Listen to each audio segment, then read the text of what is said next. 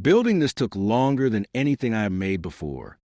If every prior framework I've written averaged a certain investment time, Gen Insight demanded 5 times that.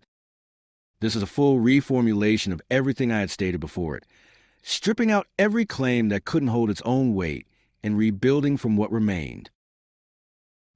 By origin, the name Gen came from a spontaneous idea. When I needed a label for my printed observations about a creator in industry, Gen 3 was what I wrote down because it conveyed a sense of innovation. Only afterward did I walk backwards to Gen 1 and Gen 2 by projecting Gen 3's values directly to them, giving birth to the earliest definition of Gen, being a tendency of a specific branch of character models. Sounds loose and subjective, doesn't it? Because it was mostly held together by intuition. Here's the mind map I made with that as the main idea. As you can see on this map, there were odd concepts such as alpha, beta, alternative, and inherit.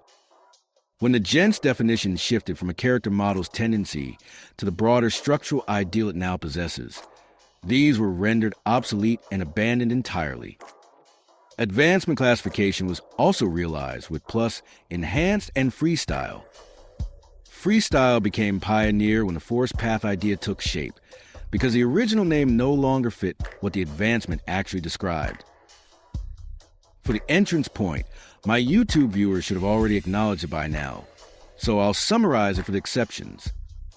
Before any of this was formalized, what I initially encountered was licensed launderers reposting creators' work without consent, without credit, and without the creators even knowing it was happening. I had to trace my way backwards, following the fragments those people accidentally left visible, until I found this industry. So my ignition is ethical, not purely logical, as well as the reason I'm still talking about this topic. For privacy, I won't mention any specific individual. The reformulation wasn't evenly difficult. PMV came together in a few days. Gen formation logic took 2 months. A centralized gen took 3 weeks. Path force took 2 weeks, and future took 1 week. But do I respect diversity? The category where the framework challenges its own definitions took 3 months. It's where the framework found its redirection. Before that category, I didn't know how far this would go or how the gens should ultimately be framed. After it, things feel more coherent. The expectation of an emergent property like the forest path was never surprising to me. I had sensed it for years before formalizing it. What Gen Insight gave that intuition was a structure it could stand on without collapsing under scrutiny. What the framework still can't fully see is the actual influence of creators who have grown beyond the industry's standard survival calculus.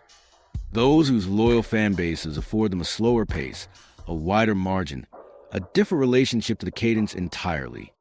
That territory exists at the edge of what the framework currently accounts for. Those who do this as a hobby are still within the framework and are punished when they slow down. Even though they don't care much about it, the consequences are still upright. Lastly, I can't talk about this solely by myself. I'll bring up a familiar face to some of you to discuss this further. 将近40分钟。这倒是出乎意料。反正，永尧，我有些事情想与你商讨。永尧，有什么问题吧？这关系到你。等等，你在这里坐了将近40分钟了，你觉得自己是被迫这么做的吗？那么久？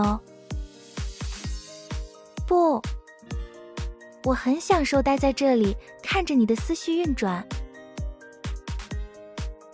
好，正如我刚才所说，这关乎你的存在。你应该描述我作为你坚持下去的动力这件事。你明白我的意思了。我相信你现在也知道该说什么了。呵呵，谢谢你信任我，爸。你现在可以开始了。